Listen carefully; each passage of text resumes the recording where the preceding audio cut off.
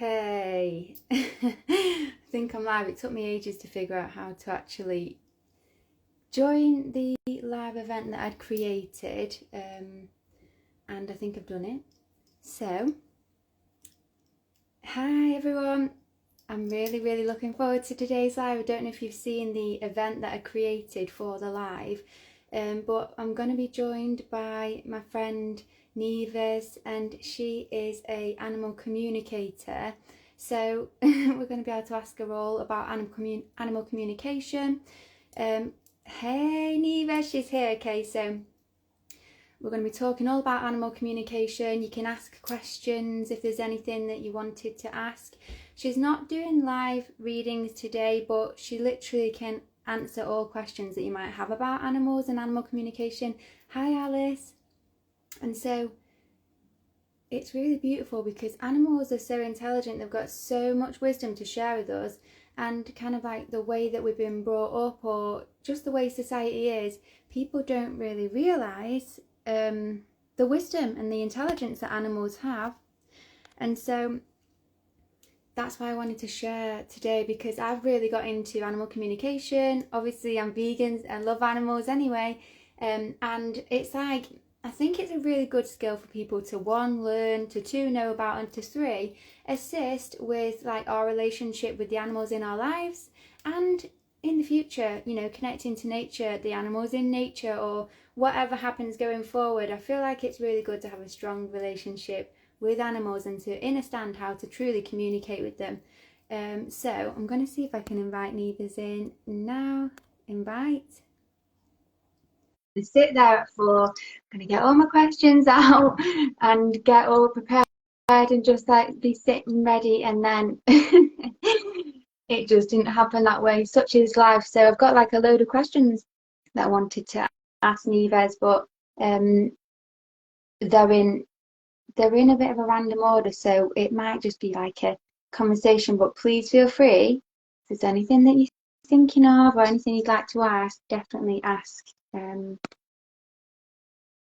So I've invited Nives, so we'll see if she joins or not. So I thought I would even start with the basics as well. So I apologise if you are already aware of like animals and animal communication, and basically how to communicate with animals, or what animals can, like what animal communication can be like.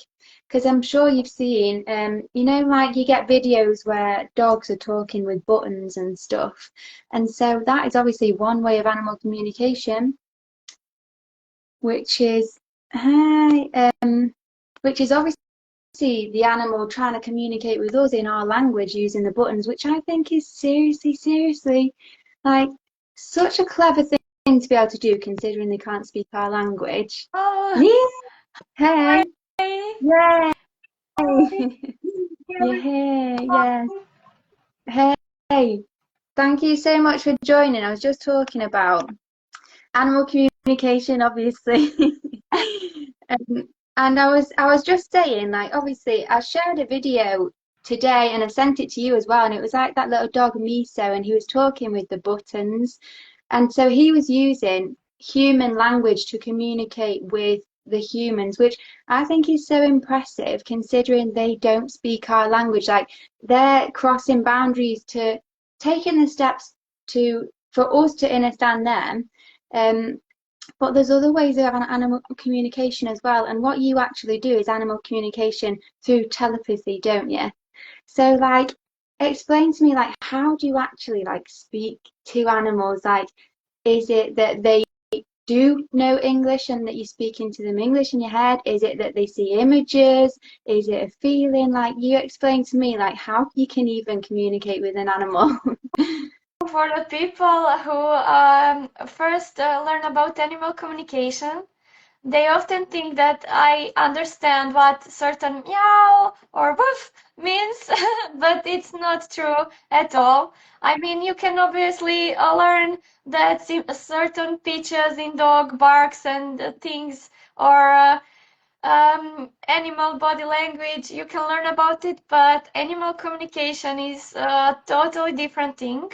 So basically, I can receive pictures I can communicate with animals by receiving pictures, emotion. Um, I can just feel certain things, and for some people, it is obviously different for different animal communicators. Some of them can hear in their own voice things animals have to say, and some animal communicators can even feel can even smell the things or even taste the certain things. So it is very individual, and it really depends from person to person. Yeah. Basically, And do you think, okay. no, go So for it. okay, so basically for me, I receive information mostly in feeling.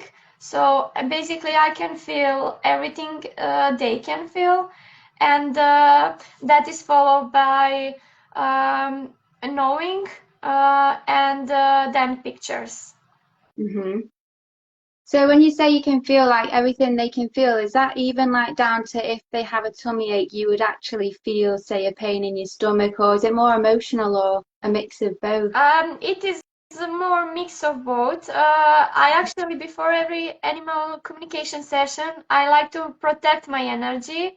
So basically, I would not feel sharp pain or something like that, but I will feel like something's happening in my tummy, for example. I can feel Yeah, like um, the goosebumps or something like this. right. That's interesting you said that because I remember you talking about how you shield yourself with like different cloaks and stuff like before you do it. Would you like mind sharing with us some of the shielding techniques that you do and also like is there any other reasons why it's important to shield? Is it literally just so that you don't pick up like their energy and you're just protecting your own?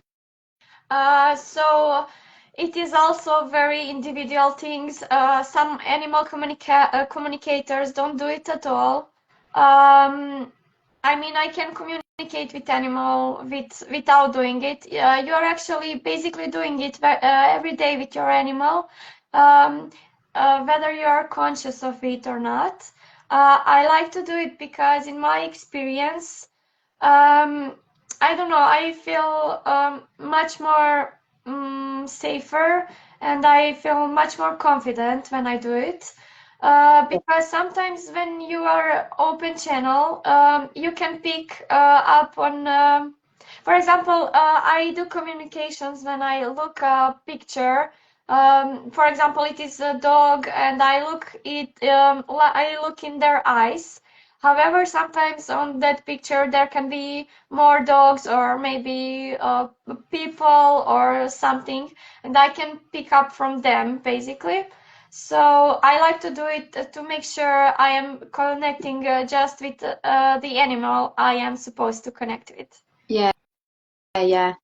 And when you do it, you kind of like just visualize. I think you were saying to me, you visualize like a bubble of each color of the chakra like surrounding you. Yes, I call it a rainbow. I call it a rainbow shield because I imagine. So I imagine yellow, orange, red, purple, green, and all those colors. And I also like to Yeah. imagine like glowing white. Really, it feels really safe bubble. And I also love to imagine like golden walls that are protecting my energy. I feel this one is very strong. Yeah, I remember now you talked me through it, and that golden one, I literally felt like bad energy just leave me as soon as I did that. So yeah, like protecting your energy is so important. But I like what you said as well about how we're actually communicating with our animals, like even when we don't realize, because sometimes but the way that your dog's looking at you, it's like when you've had that that animal for a while, you can actually know like what it is they want. Do they want food? Do they want to go out? Yeah. They just have to look at you in a certain way and you know. And I think that one, obviously, when you have that physical connection, it strengthens the energetic cords where like you literally will be able to pick up and sense what they want. But also like it's like a subconscious knowing because when or what I've learned is when we ever like say things or think things, we actually paint an image, like you were saying, in our heads, and the energy that goes with our words has like an image with it. It has like it's like a whole packet of information. So even if someone can't literally understand the physical words you've said, that still comes with an image, a feeling, a knowing of some sort. And so the animals can pick up on that, or you can subconsciously pick up on that with the animals, even if you don't know what exactly they've said. That's where the knowing comes from because that it's just a constant thing we do, like even what me and you are talking right now kind of thing. So I find it so interesting, and just like yeah, just like I've always I've always loved animals. I've always wanted to have like a stronger connection and also to give them a voice and to find out what they want to say, because there's sometimes when I've thought if you've got like a pet, them not being able to choose what they want for tea or tell you when they don't feel well, like it's nice to give them that voice. And so where did you start with this? Did you kind of like, were you always gifted in it, or is it something that you decided you wanted to do and then learnt about it? So basically, I couldn't do it for most period of for most of my life. It happened unexpectedly when I was walking a neighbor's dog. Um, I stayed a little longer than I was supposed to. I actually at this point I actually heard about it, but it felt it seemed really good, but too good to be true. I was aware of it, but I was very skeptic about it. So basically, when I was with the dog, I got flash of the house he lived in, and I was like, "What? Do you want to go home?" And he stood up immediately and ran towards his home. And he never did this before or after that moment. And it happened several more times. And at this point, I decided to enroll courses for animal communication. So it's Mhm. been 7 years now. Wow. And what types of animals have you communicated with then? Oh, most often dogs, cats, and horses. Yeah. Then I would say parrots, bunnies, fishes even. I don't know, I communicated with insects, um, mouse, frogs. I don't know. I can't remember all. A lot of them, actually. Yeah. It's funny you say insects as well because a lot of people, or some people have asked me, like, are insects, like, do they even have like a soul and a consciousness? Because they're so small, and people sometimes don't think twice about just like squashing a spider and stuff. Like, I could never do that. Like, I would always want to just like, help outside, or I actually just let them live inside. There's so many spiders in my house. But have you found that like insects are a bit like less mature, like in terms of speaking to them? Are they more like simple than say a horse, or literally do they have the same kind of conscious intelligence even if they're really small like that? I think I don't know actually. I haven't spoke that much with them. However, those few experiences I have, they were very strong, and I learned a lot about them. I Yeah, would say it is actually individual, like with every any other animal. Each insect will be individual. However, I think for me it is a bit harder to connect with them than with domesticated animals. Actually, it is harder to connect with wild animals, or maybe even animals that live that don't live in groups that are solitary animals. It's in general a little bit harder than with our domesticated animals or animals that live in groups. Yeah. So for insects, it is a bit harder for me, but I don't know, is it because of blocks I have in my head or it is the way it is? I don't know. I'm not sure about it entirely. Yeah. I think you shared a video, either a video or like a post about was it like a hornet's nest or a wasp's nest, and you were able to ask it to leave. You asked them if they could leave. Share that story, because I found it quite interesting with what Oh, they responded. I didn't do follow up on that story. So yes, I have a glass window, and beside that window, they decided to do a nest. And I try to communicate with them and tell them that it is dangerous both for them and for us humans also. I explained that they can get hurt by certain people from my family, or that I am actually very allergic to them. So it is a bit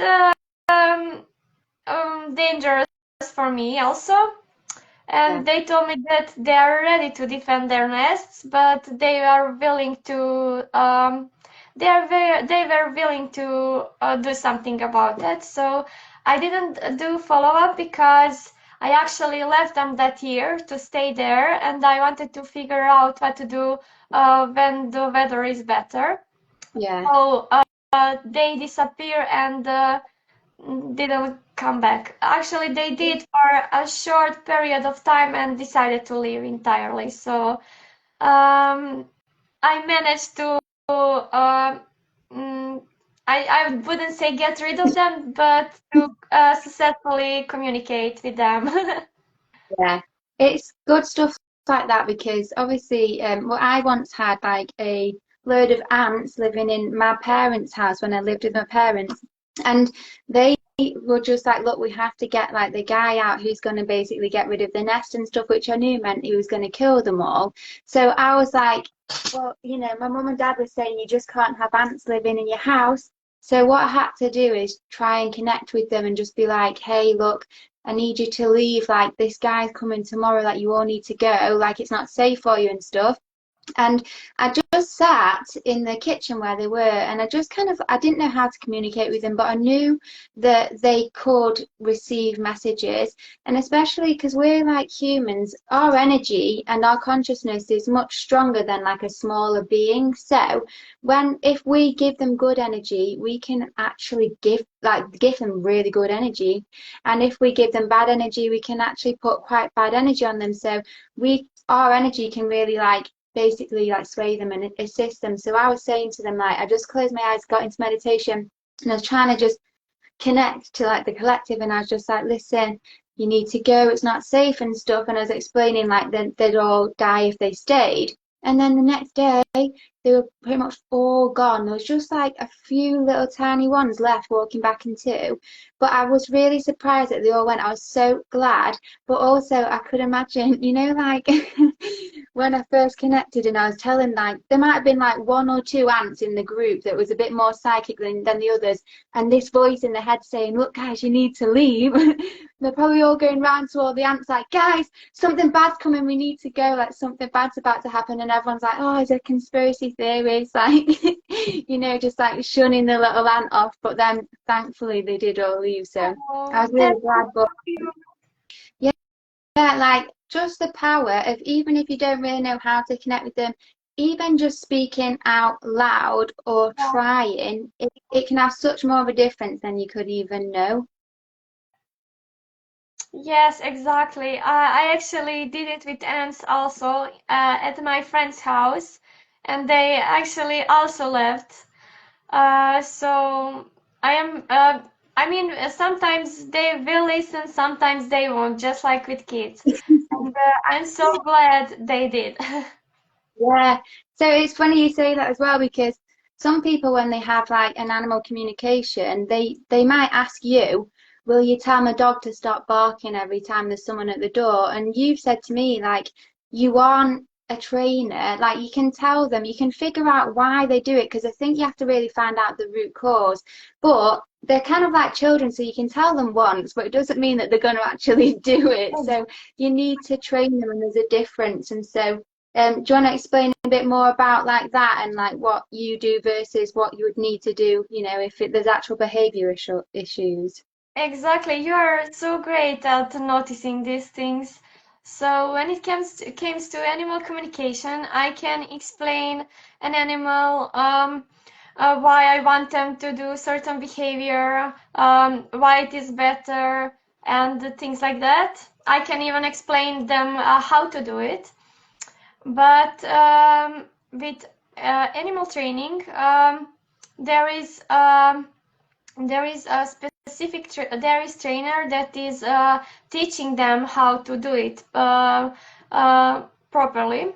So I would explain it like you can explain a kid that you want them to use watercolors to paint a flower because they will enjoy it, they will have great time, and you want to put their piece on the wall so everybody will admire it. But you have to take watercolors and show them what the brushes are for, how to dip it in water and the paint, because this kid maybe never had experience with watercolors. So animal communication is explaining why you want them to paint with watercolors, and you will get them interested in doing it. And training is basically like showing them how to do it. Yeah. So animal communication and training goes super well hand in hand. Yeah. And like when you've obviously communicated with animals, when you first started, were you ever quite surprised at how like deep their emotions run and how complex their minds and their intellect can be? Because some of the stories you share, it's like they actually have like a whole soul's purpose. Like they have feelings, they grieve the loss of people and like other animals and stuff. Like share with people just how deep it goes, kind of Oh, thing. yes, some of the wisest messages I got from animals, not from people. In my experience, there are so much enlightened animals full of wisdom. Some animals, just by looking at them, I can feel their depth, their wisdom. It's incredible. They taught me so much, and even after all these years. I'm still shocked when I get goosebumps when they share certain stories. Yeah. Um, I don't know. I forgot what I wanted to tell, but yes, there are sometimes, in my experience, animals are sometimes wiser than humans, actually. Yeah. Think it's like nice for people to learn because even like little hamsters, I've seen so many videos online of like people just so surprised at how much like character and love even a little hamster can give. And like we grow up getting pets like hamsters, fish, like I unfortunately have had hamsters and fish in the past, and I know that like my parents had to clean the tanks because I never did it and stuff. And there's regrets that I've had as having pets that like now that I'm older and like I understand that animals really just like have their own lives and souls.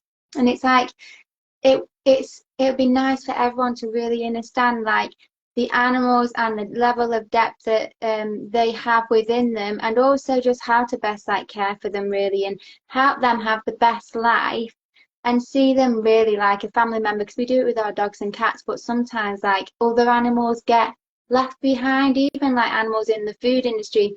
People just assume that pigs and cows don't have feelings or something or can't feel pain, and there's no line between a certain species is a good species and one that we should love and another one is one that we should hate on. I wanted to share as well, we've had a question from Scooby Sue has asked, why do my dogs follow me everywhere and how do I stop them? um, there can be many reasons for that. From perspective of animal training, they are maybe insecure, and you want to stop this behavior. I am not a dog trainer, so I won't give you advices on it.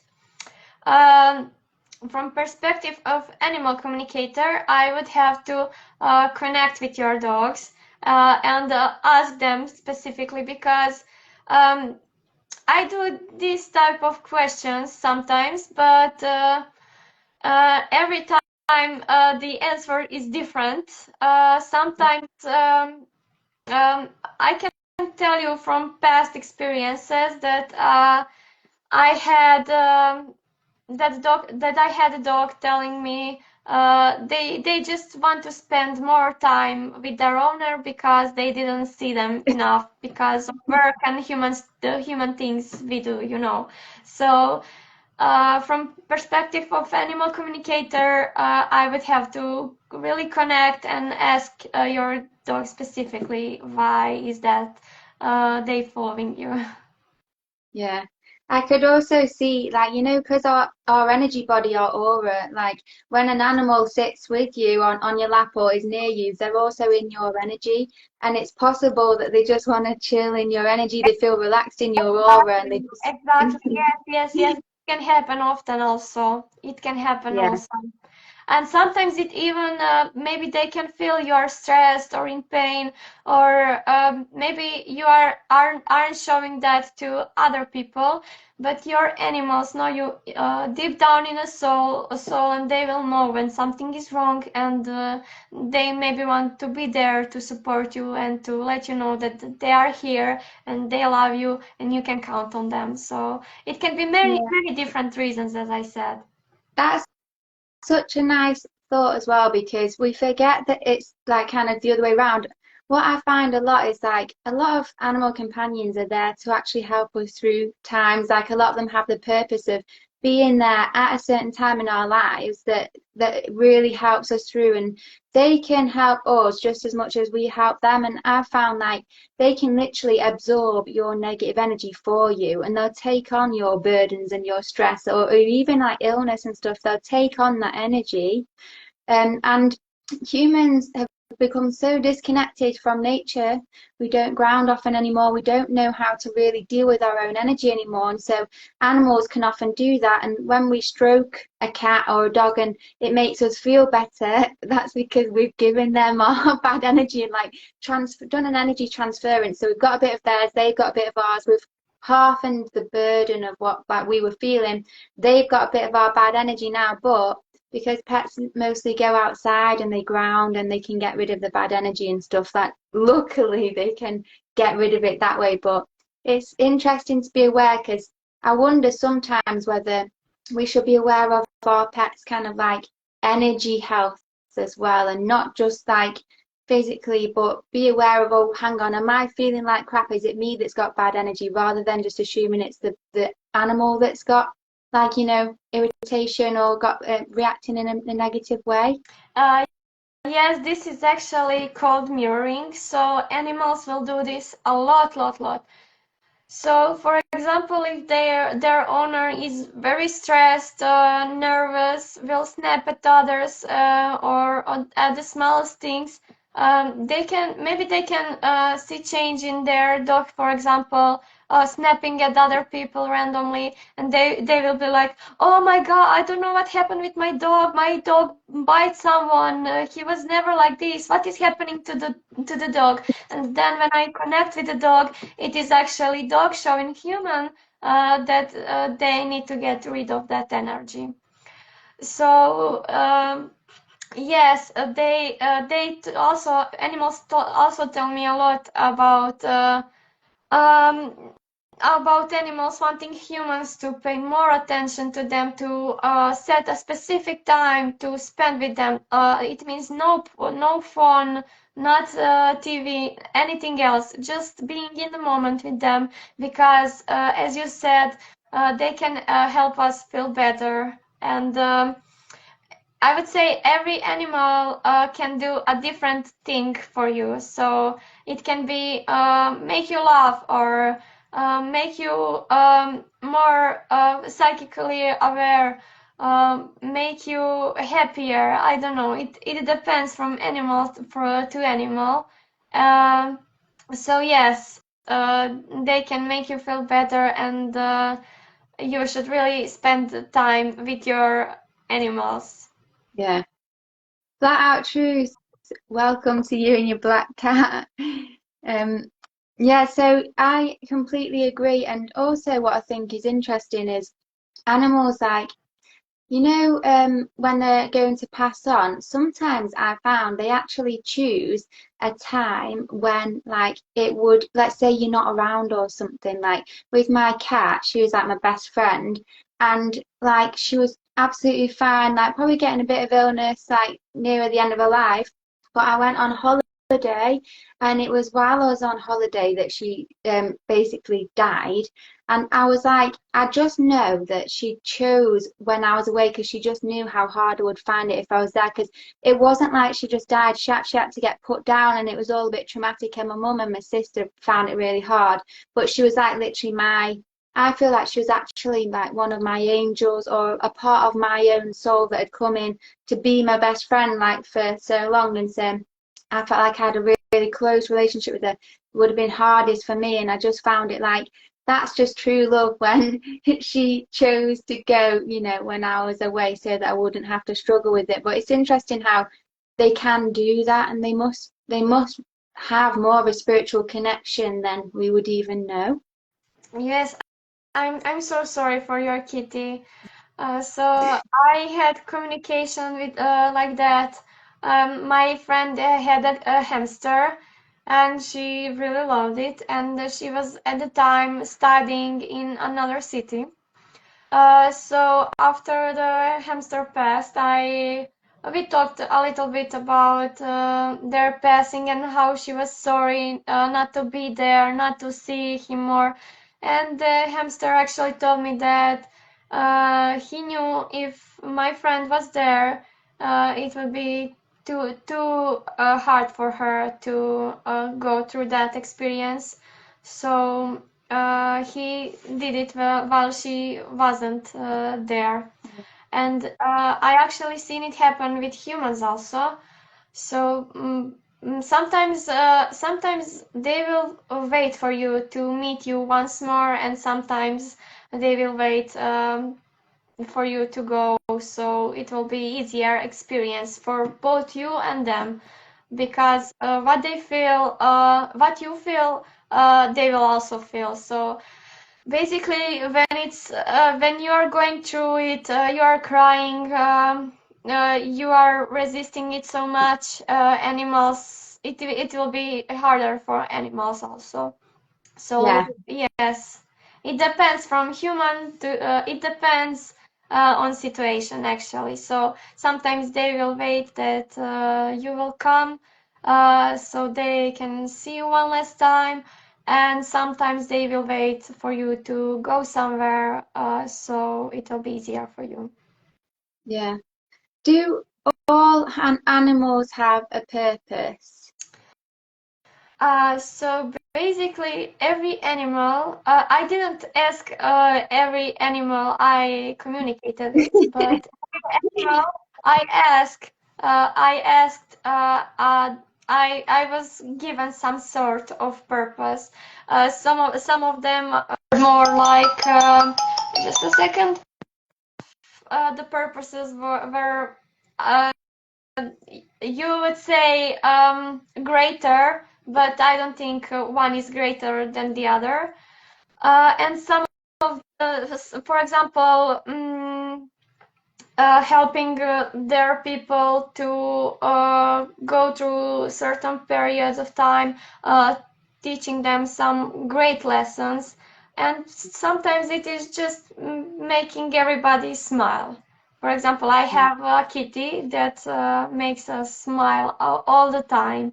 And it is equally important as purpose of some wise animals to teach us some lessons. So basically every animal I asked about their purpose, they told me something.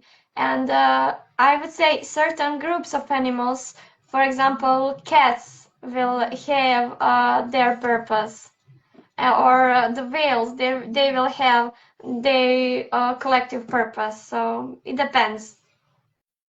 Was it you that told me that different coloured cats have different like characteristics or Uh, something? Yes, I heard it actually that, for example, white animals are more enlightened ones, but for example, black cats are very wise. I'm not entirely sure about it, but from my experience, most of the black cats I communicated with were very wise. So we won't generalize it. So it doesn't have to be. But in several cases, I experienced it. So I'm not entirely sure, but I don't know. I will have my mind open and see what happens in coming years. Yeah. Flat Out Truths commented saying, there's like a movie called Constantine, and he looks into a cat's eyes, and the cats, he was saying cats are definitely connected to other realms. And I completely agree because cats have what I believe, obviously, witches always had cats, and the ancient Egyptians always had cats, and I believe that's because cats can literally see like the other realms, and they can astral project and protect you, and so they're meant to keep and ward off evil spirits, and so when you like doing like any kind of like work in your house or energy work or whatever it is and you see your animal looks like they're looking at something or they're like growling for no reason, that cats can literally protect you in that sense. And supposedly cats are the spiritual protectors and then dogs are the physical protectors. I don't know if you had anything you wanted to share on any of Yes, that. yes. I was asked at the beginning of my journey when everything this was so new to me. There was this lady in the gym asking me, "Can I ask cats if it's true that they can get rid of negative energy?" So I did ask several cats about it, and what I got is every maybe not maybe the cat can get rid of all negative energy, but every cat has its own specific type of energy they can get rid of. So yes, they can do it, and I actually experienced it when I felt this presence around my room, and my dog was a bit afraid of it, but the cats will constantly go near me and try to stay near me and basically protect me. That's lovely. I've also heard that like when they are asleep and they sleep a lot, they're actual astral projecting and they can astral project themselves as like a dragon or something really big and ferocious. And so they can basically like be these like strong beings on like the astral realm, like to really guard and protect you. I once actually was on a call with someone and they had a cat that he was like, oh, my cat's like so connected, like my cat's just like there's just an aura about my cat. So I asked the cat in my head, I was like, will you just give me a quick cleanse? And it cleansed me, and this is even through a call. So like obviously you can connect telepathically across the world, and you can do it even through photos. You don't need to literally be with the animal, do you? No, no. Oh no, it is actually this with dragons I never heard before, but I will have to ask cats and animals about it. It's so funny. Yeah. So back to the question.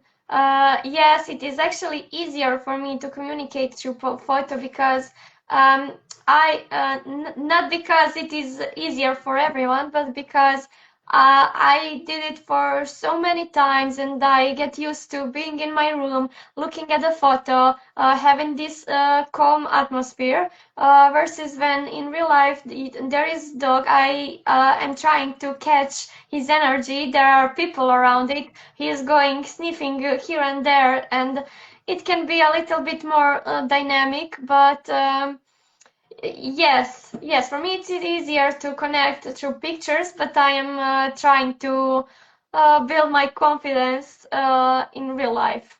Yeah, that's a really good point because like if for anyone listening, Nives actually taught me a bit about like how to connect. So I was asking, I really wanted to be able to do it, and so you did show me a little way on how to actually do it. So I've been practicing since, and then sometimes like I'm literally with the animal and I'm trying to give them a message, and it's like they aren't tuning in. Their mind's just a bit distracted or a bit like just not like relaxed, to be able to actually receive the guidance. So even if you can connect, the animal has to actually be in a state to actually receive and connect back, I feel as well. So I was trying to connect, and it's like, do you even know that I am in your head right now? Because like you've not even looked at me, like you just look like you've not received any messages at all. And I know that I'll have to practice on my connection and me passing the message over and stuff, but there's times where I'm like, are you even aware? Like, is this even working or not? And I think sometimes it can be the setting, can't it?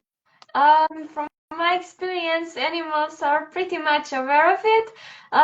However, yes, they can be just distracted. I communicated with a dog, with one specific dog, multiple times, and sometimes I will feel that they are. It is easier to communicate, and sometimes like they are a bit distracted.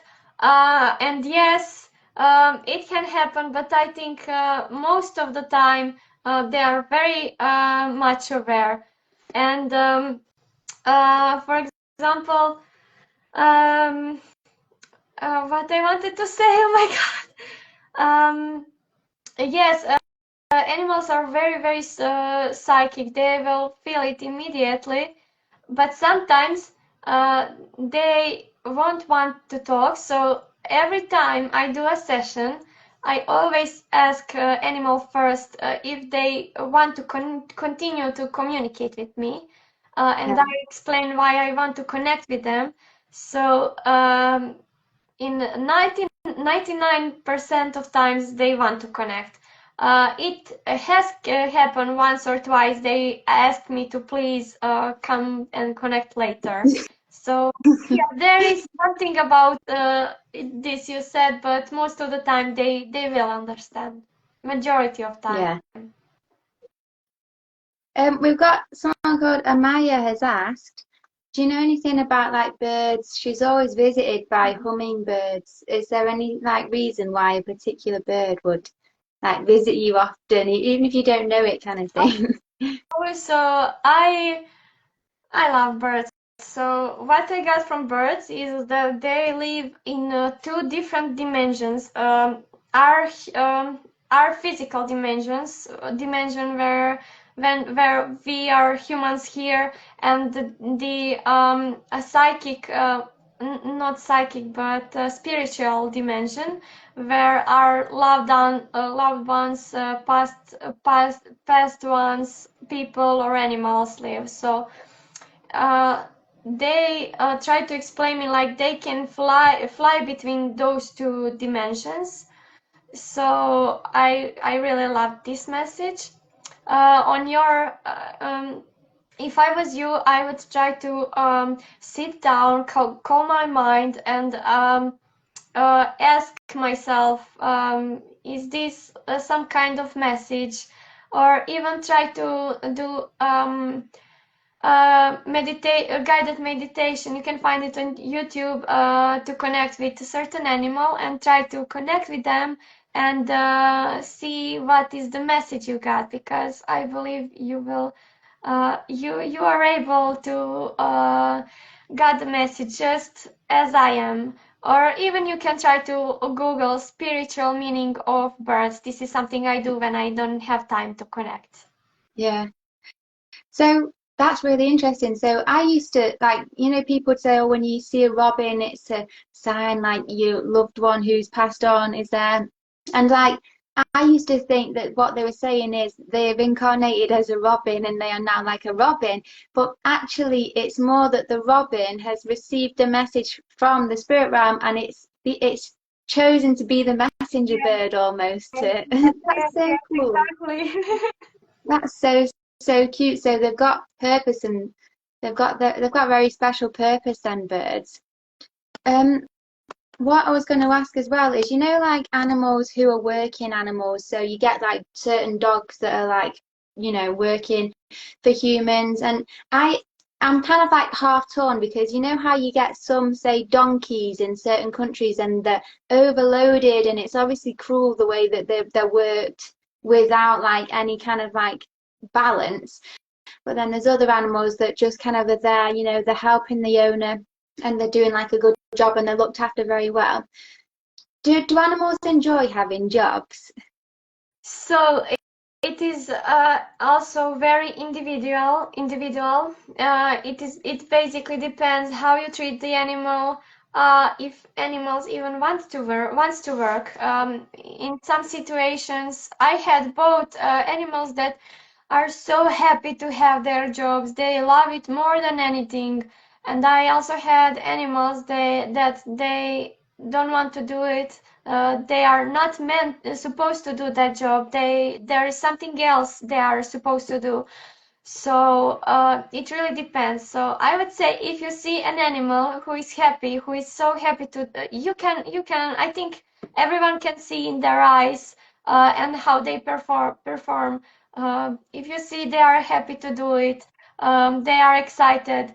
I would say that yes, they love it, and if it's more like an animal, I don't know if it's just me or anybody can feel the fear, can see the fear in animal eyes. And sometimes animals are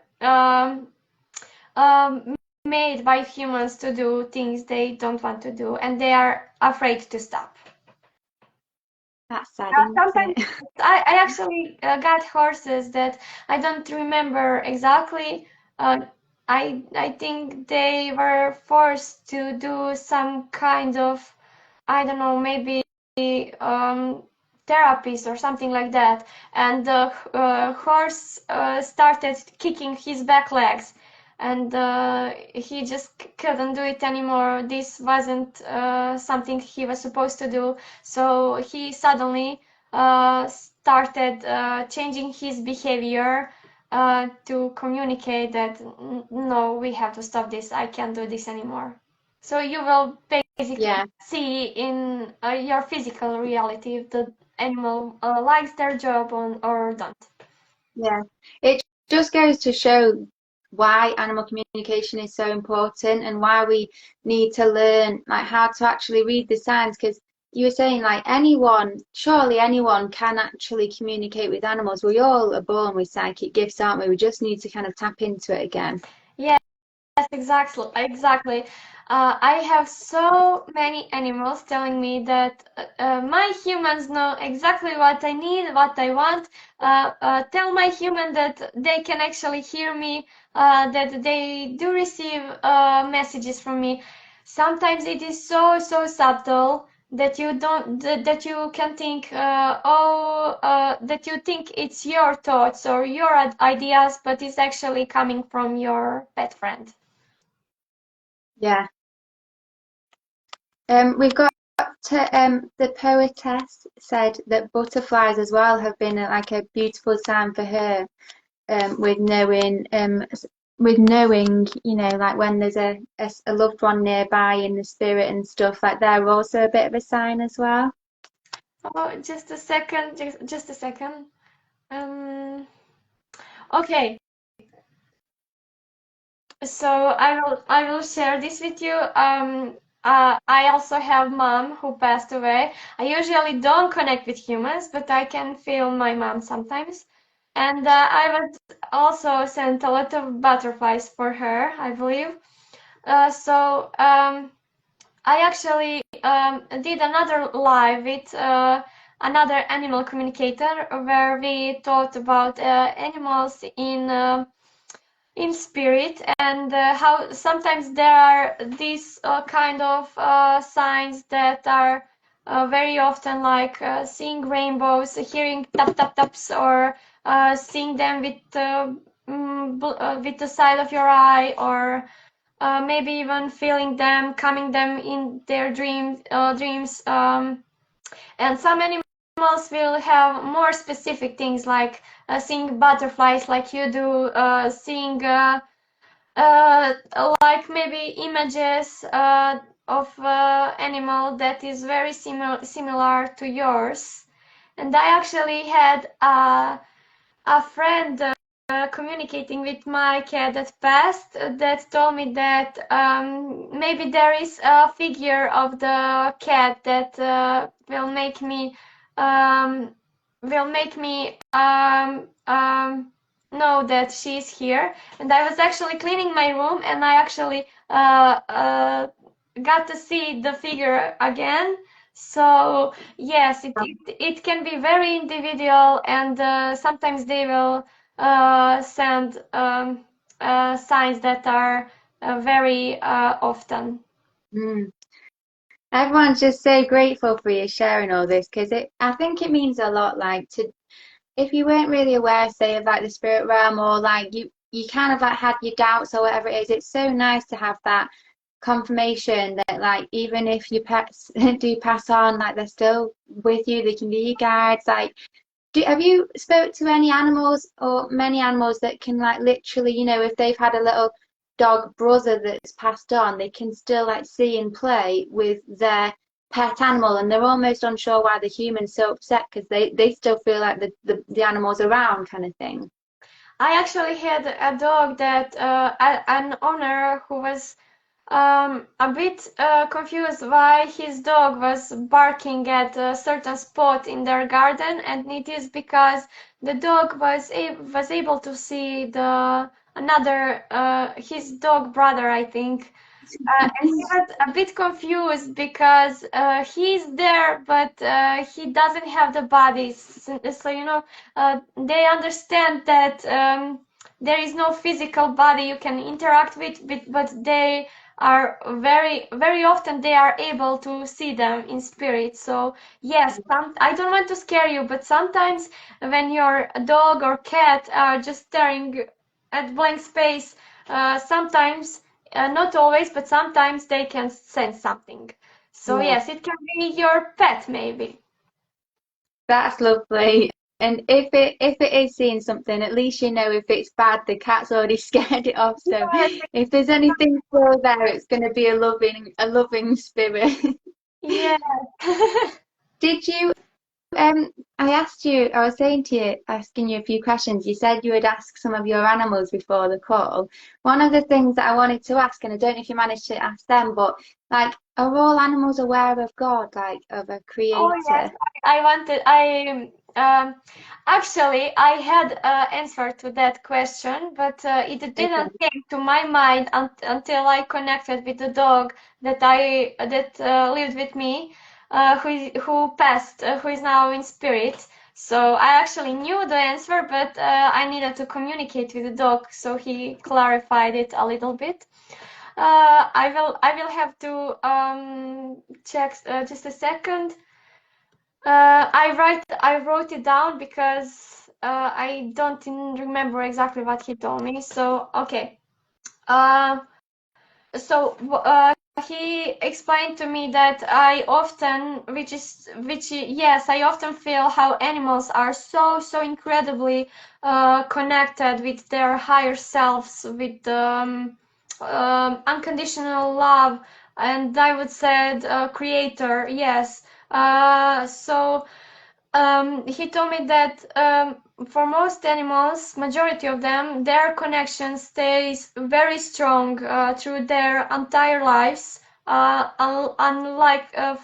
Unlike for us humans, that we get a bit more disconnected. So this is the reason why you can feel so much unconditional love from your pets, because they are very aware of that, of a creator, of their higher self. I don't know how do you call it, but this is coming. Their unconditional love is coming from there, I think. Um, so when they pass and when they go in afterlife, it is like it feels so natural for them when I connect with animals in spirit a lot of times. I will feel them so happy. I can't describe this feeling with words actually. So it is them just going back to this connection. It feels so natural for them, and this is why you will see and older dogs or cats playing and just having fun, and because they are not disconnected like us humans. They know what feels good, and they will come back to it. Yeah, and they don't fear death like we do. Like they don't have any kind of. No, in most of communications I did, I mean, I think all of them actually, I never heard an animal telling me that they are afraid to what is going to happen. They are mostly in peace with it. They just feel like it's their time and they will surrender. That is it. There is no fear of anything. So much to learn in there from them. I think one of the questions they asked as well was, do the animals that you connect with like have a message for humanity? You can't exactly say they speak for all animals, but like, does the animal kingdom or the animals you speak to have anything to say to humanity? So I tried to connect before this life, and what I received is um, us people sometimes forget that we have light within, and I think we sometimes search for it around, but it is very important to remember that we have light within. We need to stop rushing, we need to just stop for a second and search it within, um, and we can feel the truths within. All the disasters or the violence is happening. If we just stopped and searched for the truth, we can feel that this isn't right. We can feel it within. We are just so disconnected. Yeah. 1,000%. One of the things that's come to me, it's kind of off topic with the animal thing, but I thought I'd just share it anyway, more just as like an energy thing. Is like, I don't know if anyone's ever felt themselves disconnecting before. Like, you know, when you go zone out in your mind and you're not really present in your body, you're just like elsewhere in your mind. Well, I found that whenever I do that, like, it's because your body feels uncomfortable to be in because you've not kept on top of your energy. So that throughout the day, we can pick up bad energy from people. You can be at work. People can give you negative energy just for the sake of you walking past them and they're just trying to offload it off them. So what can happen is when we're not used to how to actually cleanse and clean and reset our energy and keep it pure, we end up looking for distractions or anything that would take us out of our body and put us into our mind or keep us distracted because it feels uncomfortable being in our body. And the more I've learned to literally get in your body, when it feels uncomfortable, or if you noticing yourself doing things to escape, instead go for a walk and like be present in your body, but also cleanse your energy. So hold some crystals, do some spells, ground, like whatever you need to do to just get rid of bad energy, then actually it feels bliss. You'll find that light within yourself and within your body because it's always there, but the negative energy can block it where it feels uncomfortable. Once you get rid of that bad energy, our natural state is bliss, and then it feels so nice to be here in this body. And then we can be present, and then our energy is good, and then it affects our pets around us, and then they feel good as well.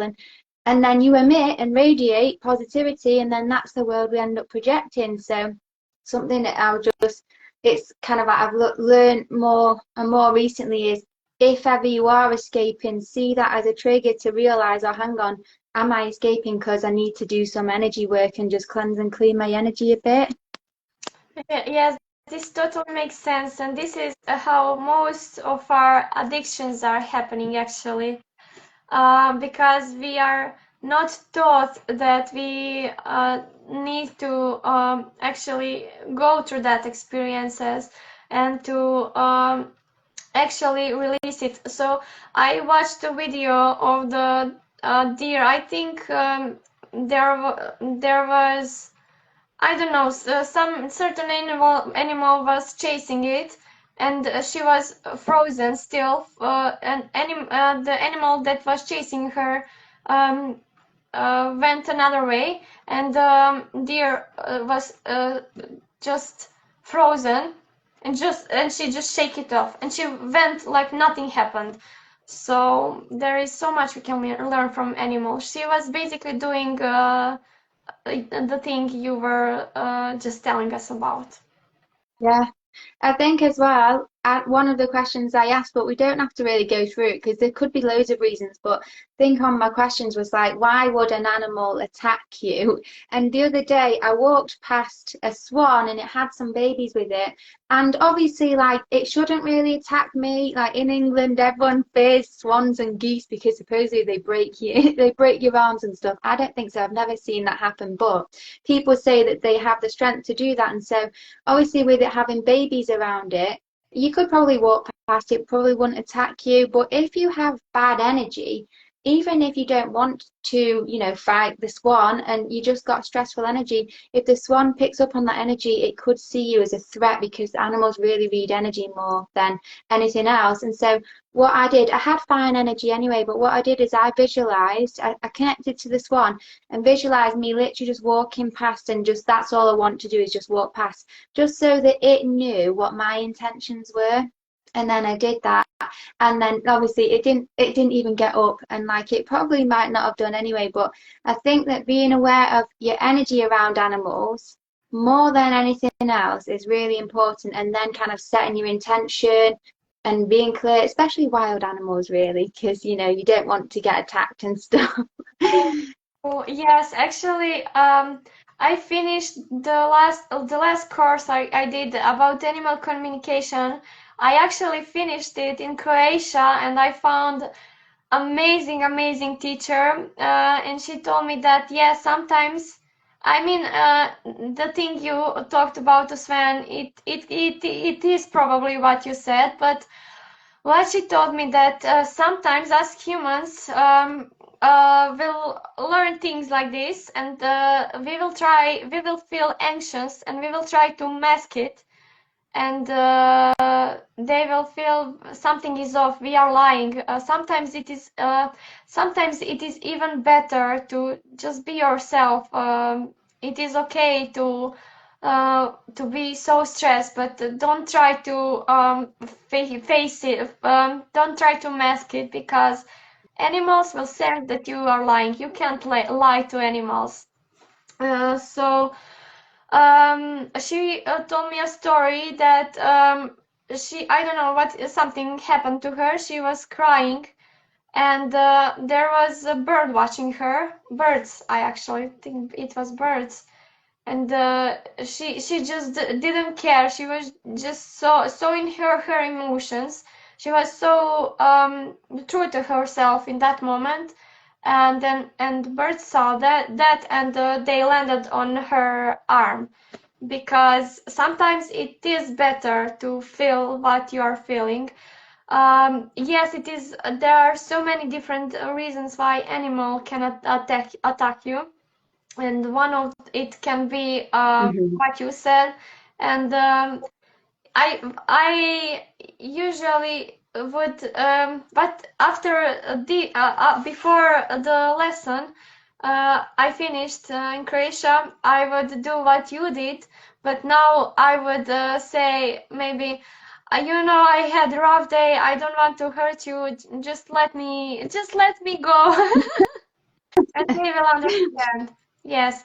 Uh, for example, um, animals sometimes can really sense something energetically about you that they don't like. And I communicated with a dog that barked only on one specific person. And I connected with the dog and asked about the person, why she was barking so hard whenever this person approached. And the dog told me that this person is treating their family members badly.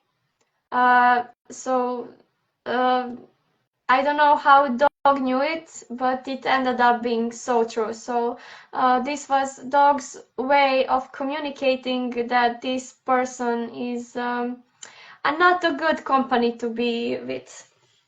Yeah. And you see it as well. What was I thinking then? Oh yeah, when you see like someone's getting robbed and then a dog just appears out of nowhere and like fights off the robber or scares them off and stuff, like even like random dogs just have the courage to save a human if they can sense and see what's going on with the situation. Sometimes like that I actually wonder if it's literally like a real angel that's just manifested in dog form just to try and like help and protect in that moment, or whether it's just an angel in dog form, because most dogs probably are little angels, aren't they? So, Oh my God, yes, I actually had, I think, few dogs that told me when they passed, they told me that they had this aureola around their head. So I think there is something to this what you are saying. uh, the Just like, poetess has asked, uh, okay, so just like humans, some animals are more evolved, some are less. yeah, yeah, I thought so. Like, I can imagine some are literally just like young souls starting as animals. They're gonna then grow, and next time they'll be a human, and they just build their way up. And then some might actually be angels that have come for more of a higher purpose, like a mix you would get really in humans. Yes, Um, probably yes. poet poetess was asking, is there any spiritual significance to crows? Like I've seen that crows are really, really intelligent as well, like meant to be as smart as a 7-year-old or something. So she was saying that she's had crows flying by the window just as we're speaking. Oh, oh, this is so cute. Oh my God. Yes, animals can sometimes sense energy, and as you said, with the ants or dogs, I don't know, sometimes they will come because they like energy about certain people or places, and sometimes uh, yes, this they will come just because they it doesn't have to be, I don't know, maybe it's accident, but I don't believe in accidents. Maybe it is them wanted to confirm what you are saying, or maybe they had their own way to go and they had specific message for you. Yeah, so again, it would be a case of just tuning in and seeing if anything comes, kind of thing. Mm, Um, We had we had a lady comment on our live. She was saying, Julie Levine, I think it was, said that you helped her with her cat Sunny, who followed her in Spain, and also helped connect with her other cat Casper, who went missing. She said, "God bless this girl. She helped my family heal." oh, oh, you will make me cry. Oh my God. Oh, you're so sweet. Thank you so much. I hope you will find your kitty. I really do hope. So, are you able to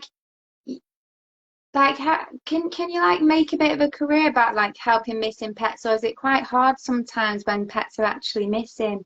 For me, this is the hardest part of animal communication, and um, for me, I kind of still practicing it, and this is why I won't charge for it. I will do it only in my free time, and I won't charge for it Yeah. because this is specific area of animal communication that most animal communicators won't do because it is very complex topic. Um, Sometimes animal will pass and they won't even realize, and you won't be able to figure if they are still in their bodies or not. Sometimes when you are searching for a lost animal, what happens to me a lot is they will describe me what they see around, what is happening, but it can associate people to a lot of places and they will be still confused where to go. In my case, I can't get names, so I won't be able to get I don't know, maybe it will be, maybe I will be able to get it in future, but for now, as I receive information in feelings pictures, I can't get names. So I wouldn't be able to get the name of certain road or a person that can help you.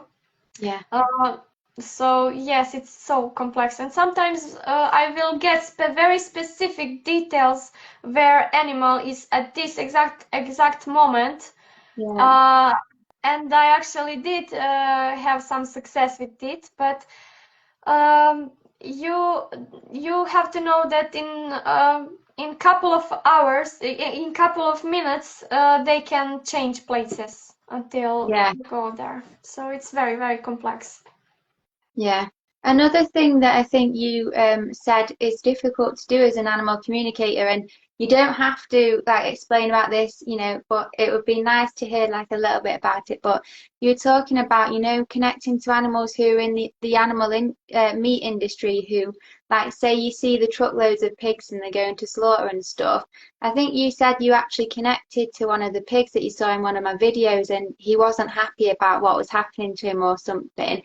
Like, did you have anything that he had to say, or do you like? Because I know that it makes you sad to think about, so you don't have to talk about it if you don't want to.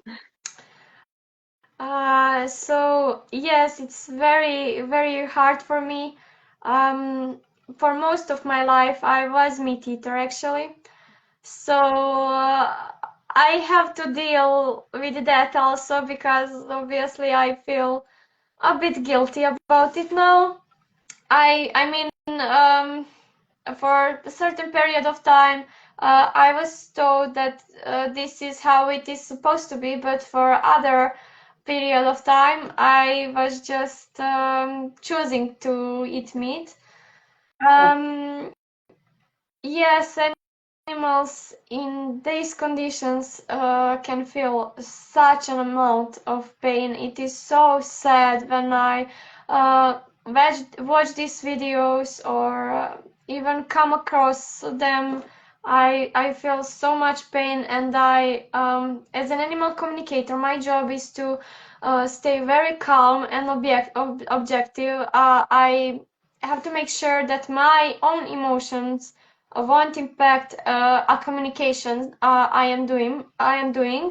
But in this case, it is just not possible right now. Yeah. I will start crying. I They will continue. Maybe they will continue to share something, but right now, I am trying to, but I just can't.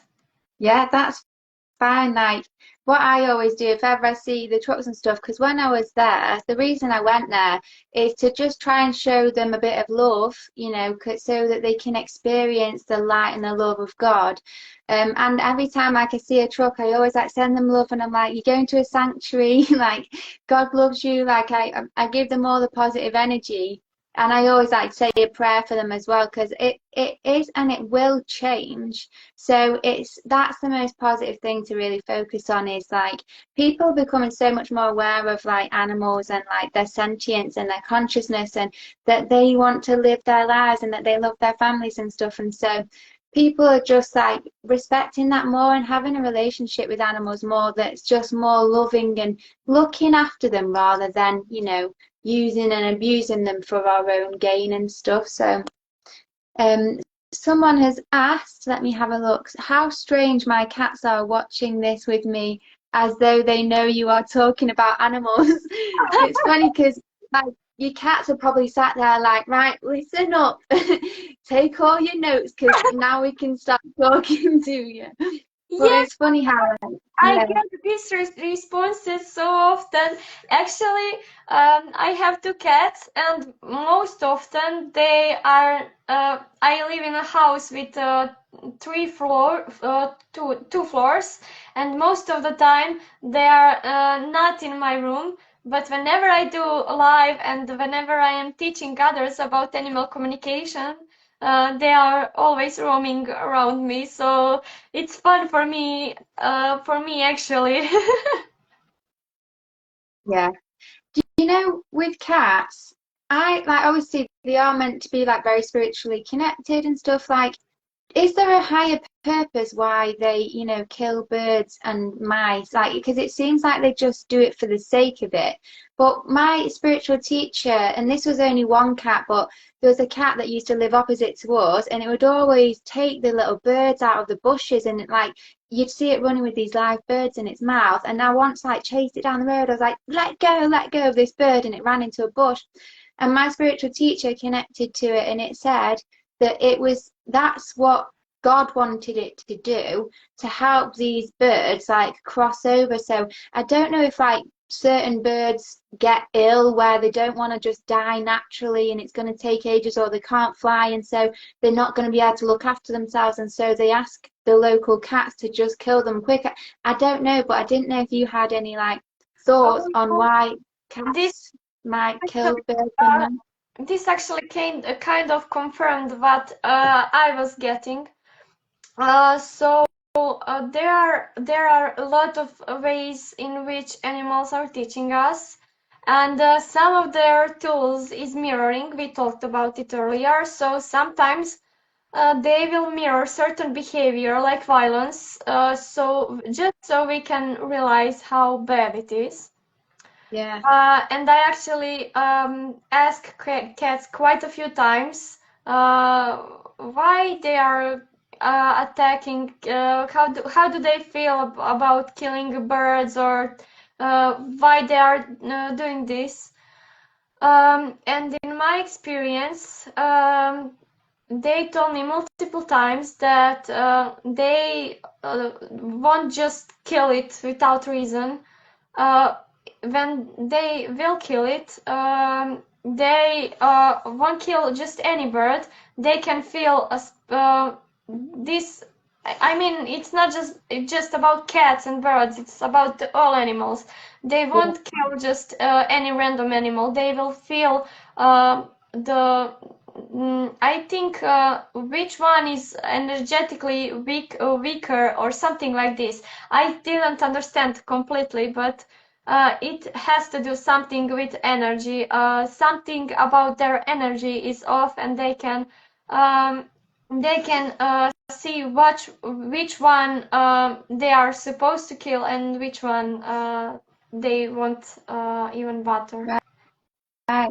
That's interesting because I heard as well, and this is like more on a human level, but I heard that when you've got like a evil human, like a predator, like walking down the street, like the reason why they choose the person to attack that they choose to attack is because subconsciously or energetically they can feel that that person is like weak or in a fear kind of like state and doesn't feel confident. And I think this person was saying like if you're ever like walking down the street, you don't feel safe, try and like feel as confident and as strong in your energy as you can because if you energetically like claim the space and feel like strong and powerful, like you know what you're doing, like you're walking like you know where you're going and you feel confident in it, then people subconsciously wouldn't choose you because you look like you can handle yourself and you know what you're doing. So it's interesting how the energy things work and like kind of like just being aware of your own energy and trying to be on top of it really. But what's funny about like well it's not funny but like when pets hurt themselves, if they really hurt themselves, they kind of like they're very quiet about it and they don't really show it. They can be in a lot of pain and don't show it. And then other animals will like stub their toe and they'll be wailing on the bed and like limping and they can't walk anymore and they proper milk it. So it's funny how there's that as well with animals. Some of them just behave like children, don't they? Yes, what I actually noticed while communicating with so many pets already, I noticed that animals that live close to humans sometimes will act more like humans than the wild animals, mirroring again. So what you're saying is that humans milk it as well then when they're not well. Yes, some of them, not all of them, some of them. Yeah. And sometimes as well I've found, because this can happen with children and animals and anyone really, but if you like put an energy on them, like, oh no, my poor baby, you must be in such pain, and you really mother them like that, you can actually put that energy on them to feel like they need to be like crying like a baby and like they're in pain. And so our expectations and what we believe they're experiencing can actually be projected onto them. And that's one thing I've seen with, when people rescue a pet and they feel so sad for that pet because of its backstory, but the pet itself has actually gotten over the trauma and the pet doesn't feel sad about its life anymore, yet the human can keep projecting that energy on them still. And so, again, we need to be aware of our energy and the things that we project out onto our animals and allow them to have their true experience. And anyone in our life, allow them to have their true experience rather than what we would be experiencing projecting onto them. Exactly, yes. So um, this happens in communication sessions I do sometimes. Some animals will talk about their traumas and the bad things they went through, and I will actually feel the shift in energy after I finish communication. And some animals, it for some animals, so many time has already passed that they just don't want to go back to their that same experience, and they just don't want to talk about it, and that's okay also. So it happened that just in the case you told me about animals being treated badly, and people constantly feeling sorry for it. So in some cases, animal will ask animal communicators to tell their owners that pets want once that pet wants a new name that won't be associated with their old life anymore. Right, yeah. It's interesting that they're aware of their names as well, because sometimes I've heard where like a pet is adopted and then they get a name change just for no reason other than the human wanted to call it a different name. And they might say like, oh, I love that new name, it fits me more. Or they might even say, will you name me something else that's embarrassing or whatever it is. But like, again, like they're even aware of their names and what you name them. Exactly, yes. You can see many videos on Instagram now where people will call cows or horses or in all kind of sanctuaries, and actually all species will respond to their names. Yeah. And do you think that they speak to each other? So, like, if you see a herd of cows in the field, do you reckon they're like just chilling, conversing with themselves, with God, like eating a few mushrooms, like loving life? Like, do you think that they're actually doing so much more than just sat in a field? Uh, yes, they definitely do. But um, there is a little bit different that than with humans, because obviously even I, as an animal communicator, I have to focus and do it. And for any, I mean, it is natural for all of us, but we humans are where we just forgot about it, and we have to relearn it again. And for animals it is so natural, it happens all the time, they are constantly communicating. So I was watching some kind of I'm not sure evidence that there was this kind of disease in certain part of, I don't know where, in certain part of the world, there was this kind of disease from the tree that animals caught, that actually monkeys caught. And on the other, in far away, monkeys stopped eating from this kind of tree, so they So, are doing it all the time. Uh, yeah, and I've even seen uh, it. Sorry, I've seen interspecies like where a bird and a sheep seem to be talking to each other and stuff. So they just like can connect to anyone and everything. yes, yes, definitely. So, um, for example, for me in animal communications, I have so much dogs telling me that they are aware that other dogs or animals are not, doesn't have this privilege. And I was like, I was just a bit at the beginning. I was a bit confused because how would you even know you only lived in this great family? You didn't encounter them in your whole life, but they are and our animals are actually aware of everything that is happening in the world and with other species and all animals. Yeah. They can sense. So I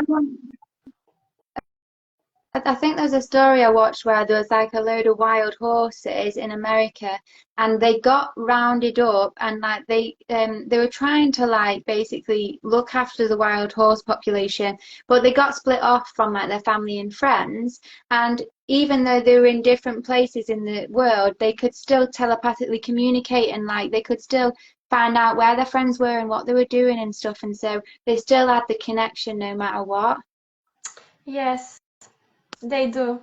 They, for it happens with animals when we, for example, breeder will separate the cat from will separate kitties from their mother, but they will still be able to communicate telepathically. Yeah. What I was thinking as well, you were saying that animals know what's going on in the world. Like, I don't know if I asked you this earlier or not, but do they think that humans are going to destroy the world? Like, do they have any fears about like the future and like what could happen? Or do you think they're very much like they know that nature's always going to be fine no matter what?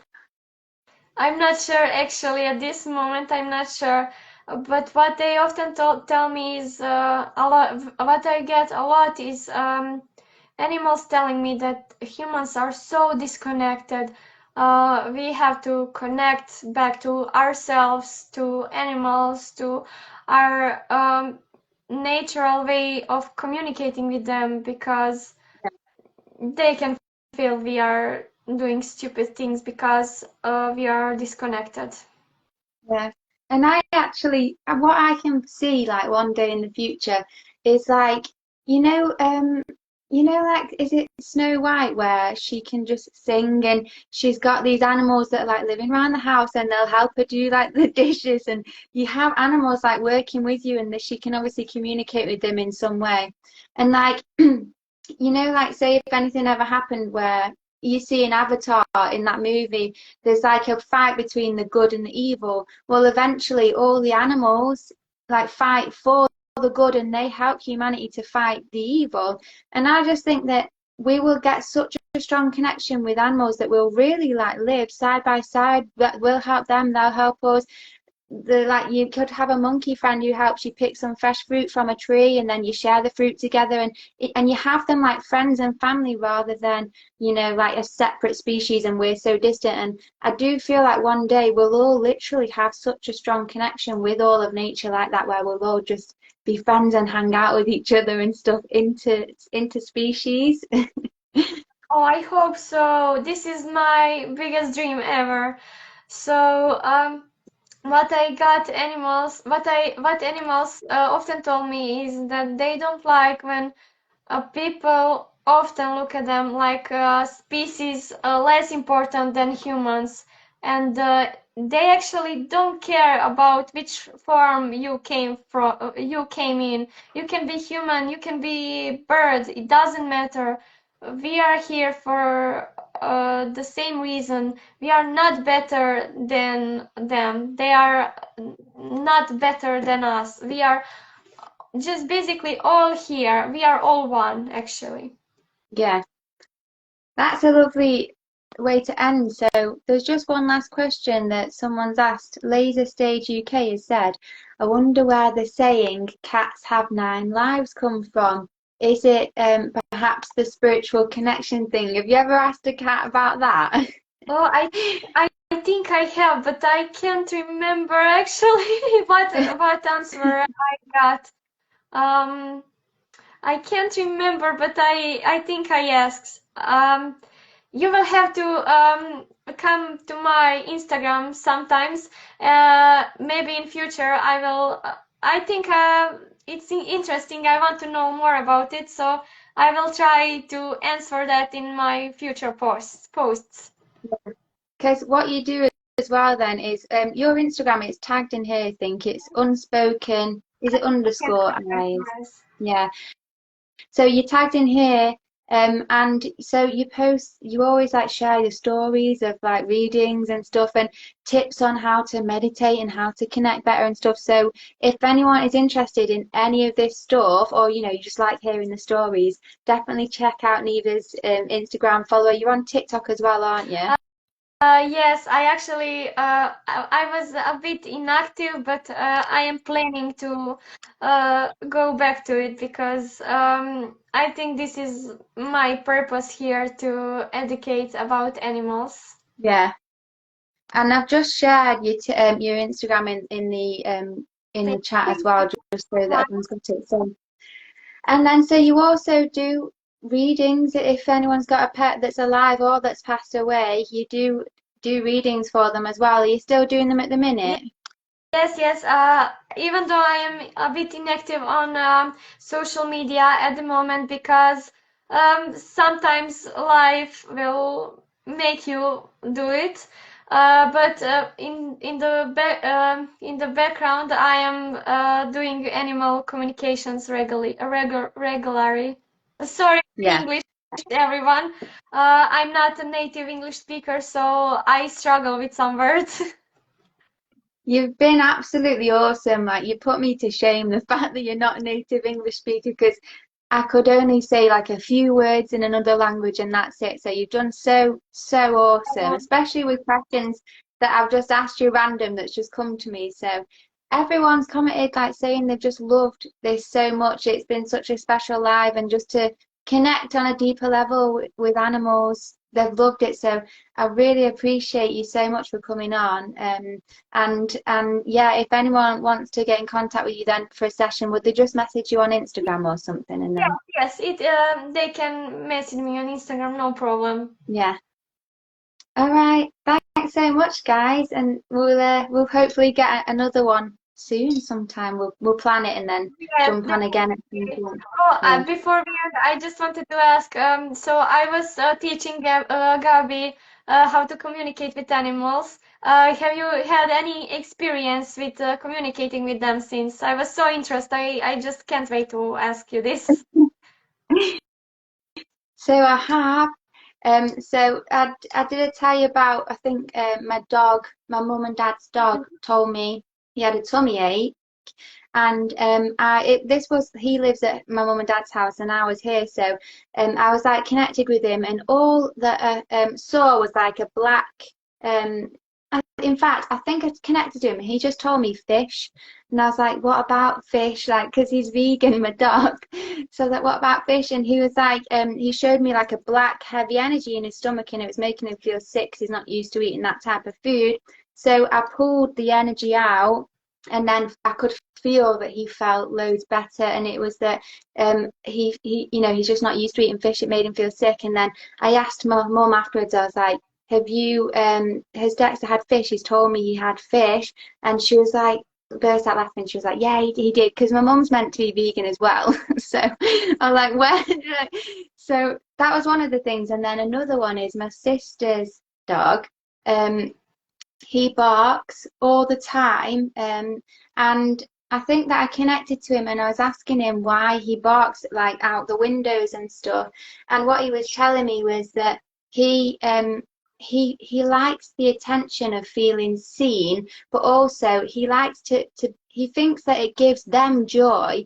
When people see him, they're filled with joy, and so he tries to like create attention to him so that they see him and it fills them with joy. So I was like, well, that's really nice, but I said, but you're annoying the people in the house when you're barking all the time. So even though you're trying to bring joy to others, you're stressing out like my sister. So I said, can't you know, people, if they see you, they'll feel that joy. You don't have to bark for them to see you. They'll still see you, they'll still feel the joy. And so I said, like, I think he told me that he only does it when he's a bit bored as well. So then I said, well, if you feel a bit bored and you're in the house, go and play with a toy instead.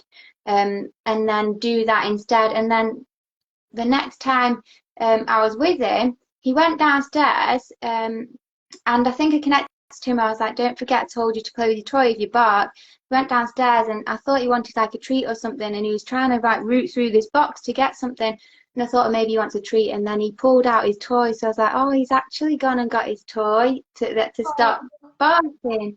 So like it's nice. It's really nice. So I feel like just from you teaching me, it's like your energy or your ability to do it has like awakened my ability to do it. So it's like some kind of energetic connection because the method you taught like has definitely helped as well. I just feel like there's something about you, like you just being you has unlocked it in me almost. Like it's since our call that it's got a lot stronger, even if I haven't necessarily practiced it as much. It's like it's just naturally grown. So I'm so grateful because it's something that I've always loved. And not only does it help me with connecting to animals, but even just hearing my own guidance or connecting, with people, like anything.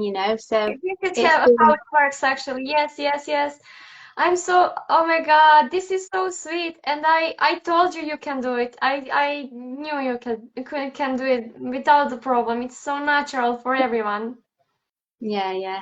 So, and it's helped me get more into my body because I think one of I connected with your dog, didn't I? And he was saying the only thing was like I was half there, but I kind of half wasn't fully focused or whatever it is. So that's really helped me just in everyday life, like be more in my body and grounded and focused and stuff. So in so many ways, it's just been such a blessing. So I really appreciate you spending the time with me on that one. Oh, thank you.